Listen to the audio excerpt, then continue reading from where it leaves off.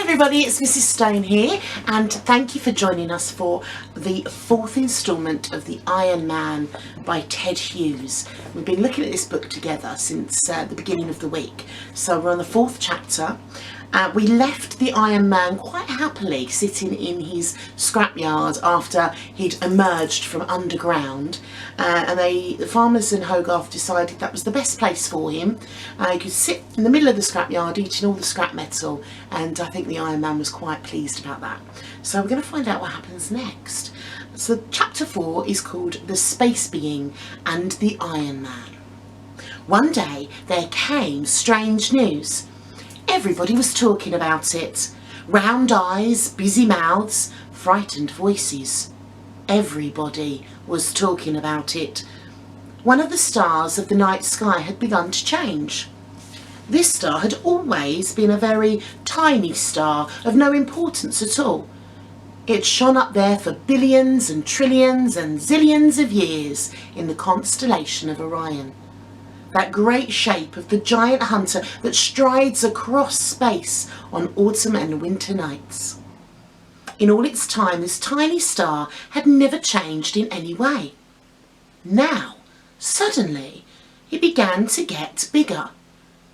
Astronomers, peering through their telescopes, noticed it at first. They watched it with worried furrows. That tiny star was definitely getting bigger. And not just bigger, but bigger and bigger and bigger. Each night it was bigger. Bigger than the dog star, the large coloured twinkler in the heel of the hunter Orion. Bigger than Jupiter, the great blazing planet. Everybody could see it clearly, night after night, as it grew and grew and grew. They stared up with their frightened faces, till at last it hung there in the sky over the world, blazing down like the size of the moon, a deep, gloomy red. And now there could be only one explanation. That star was getting bigger because it was getting nearer and nearer and nearer and nearer. It was rushing towards the world faster than a bullet, faster than any rocket, faster even than a meteorite. And if it hit the world at that speed, why, the whole world would simply be blasted into bits in the twinkling of an eye. It would be like an express train hitting a bowl of goldfish. No wonder the people staring up had frightened faces. No wonder the astronomers watched it through their telescopes with worried frowns. But all of a sudden, a strange thing. The star seemed to have stopped. There it hung, a deep and gloomy red, just the size of the moon. It got no smaller, it got no bigger. It wasn't coming any nearer, but it wasn't going away either. Now everybody tried to explain why and how this was. What had happened? What was happening? What was going to happen? And now it was that the next strange thing occurred. The astronomers noticed it first. In the middle of the giant star, a tiny black speck had appeared. On the second night, this speck was seen to be wriggling and much bigger. On the third night, you could see it without a telescope. A struggling black speck in the centre of that giant red gloomy star. Have a quick look at this picture. You can see obviously people looking with quite worried expressions at the newspaper, and the headline says, "Space Dragon Nearer." Interesting. On the fifth night, the astronomers saw that it seemed to be either a bat or a black angel or a flying lizard. a dreadful silhouette flying out of the centre of that giant star straight towards the earth. What was coming out of this giant star? Each night when the astronomers returned to their telescopes to peer up, the black flying horror was bigger. With slow, gigantic wing beats, with long, slow writhings of its body, it was coming down through space, outlined against its red star.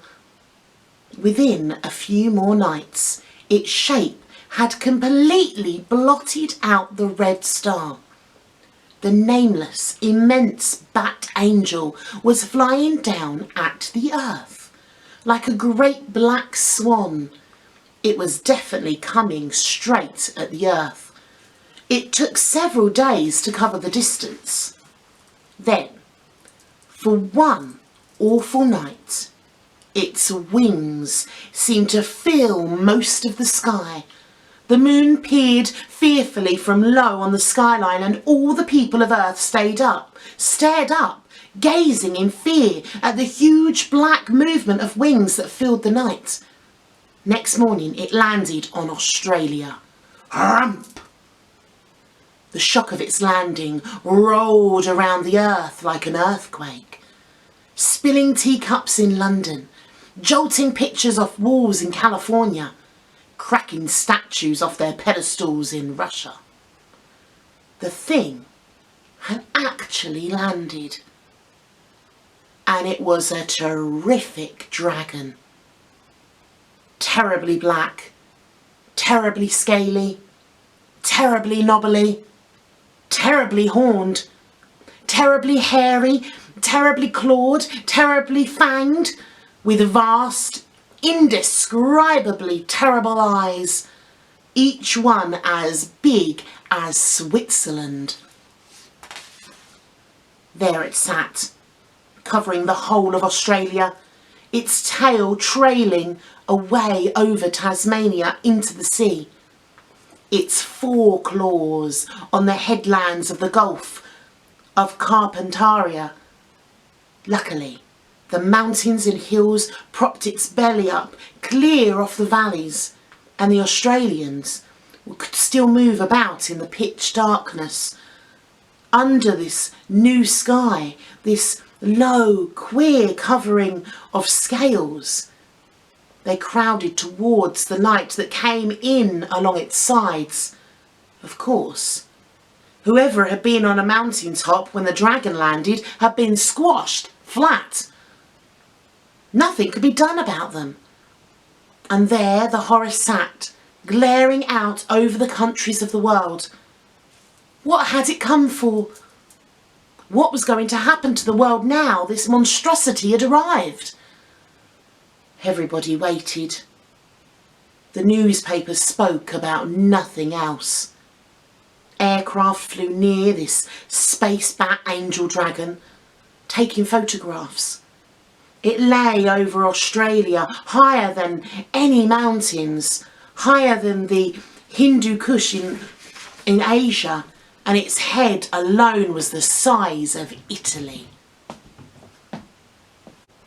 For a whole day, while the people of the earth trembled and wept and prayed to God to save them, the space bat angel dragon lay resting, its chin sunk in the Indian Ocean, the sea coming not quite up to its bottom lip. But the next morning, early, its giant voice came rumbling around the world. The space bat angel dragon was speaking. It wanted to be fed, and it wanted to eat living things, people, animals, forests. Well, it didn't care which, so long as the food was alive. But it had better be fed quickly, otherwise it would roll out its tongue longer than the Trans-Siberian Railway and lick huge swathes of life off the surface of the earth. Cities, forests, farmlands, whatever there was. It would leave the world looking like a charred pebble.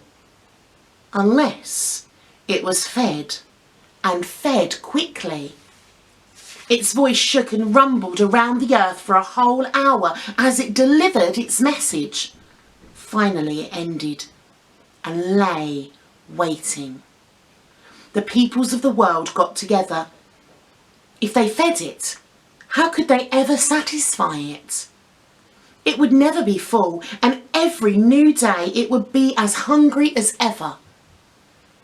Well, how can you feed the beast the size of Australia? Australia is a vast land.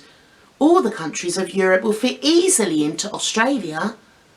The monster's stomach alone must be the size of Germany.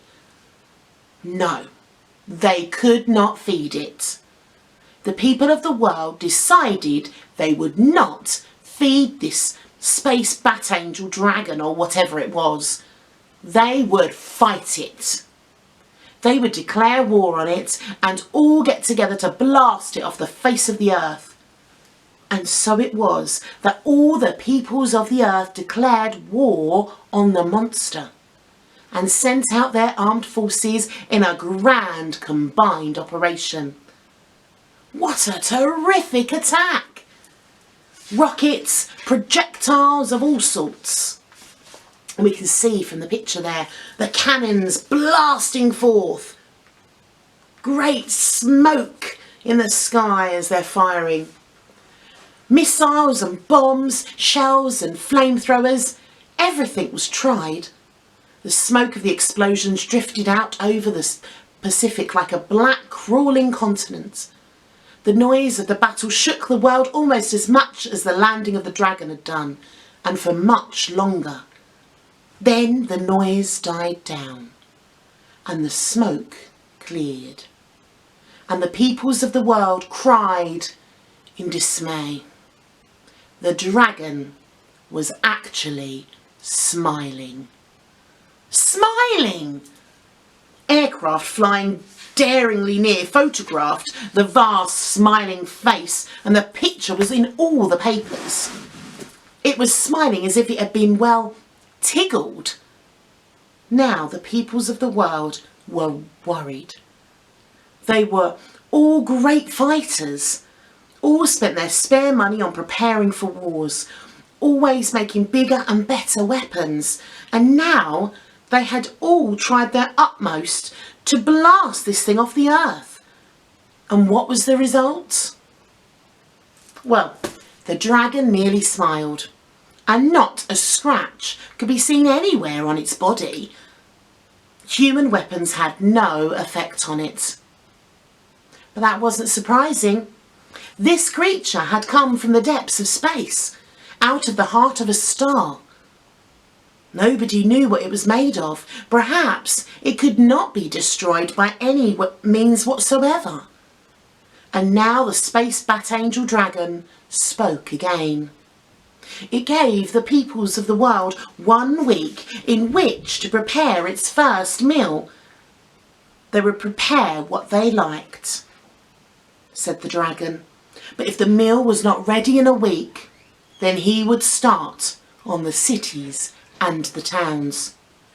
The peoples of the earth, the kings, the presidents and ministers, the farmers and the factory workers and the office workers began to lament. Now what would happen to them? They would like to say the monster didn't exist, but how could they? There it was, covering Australia, staring out all over the countries of the world. Now, the little boy Hogarth heard all about this. Everybody in the world was talking about it, worrying about it. He was sure the Iron Man could do something. Compared to the spat bat angel dragon, the Iron Man wasn't very big, of course. The Iron Man was only the size of a tall tree. Nevertheless, Hogarth had faith in the Iron Man. He visited the Iron Man in his scrapyard and talked to him about the great monster that was threatening the earth. Please, he asked, please, can you think of some way of getting rid of it? If you can't, then it's the end of us all. The Iron Man chewed thoughtfully at his favourite titbit, a juicy, spicy old gas stove. He shook his head slowly. "Oh, please think of something," cried Hogarth. "If this fat bat angel dragon licks all life off of the earth, that'll be the end of your scrap iron. There'll be no people left to make it." The Iron Man became still. He seemed to be thinking. Suddenly, his headlamps blazed red, green, blue and white all at once, and he stood up. In a great grinding voice, he gave his commands. Hogarth danced for joy. The Iron Man had had the most stupendous idea. The Iron Man would go out as the champion of the earth against this monster from space. And that's the end of chapter 4. How exciting! I wonder what the Iron Man's idea is. How are they going to get rid of this giant space bat angel dragon thing? I wonder if you can have a think. How do you think the Iron Man's going to do it? What's his idea? I think we'll find out tomorrow with chapter 5, which is actually the last chapter of the book. So a great way of finishing our story, I think. Thank you for joining me, and I'll see you tomorrow. Goodbye.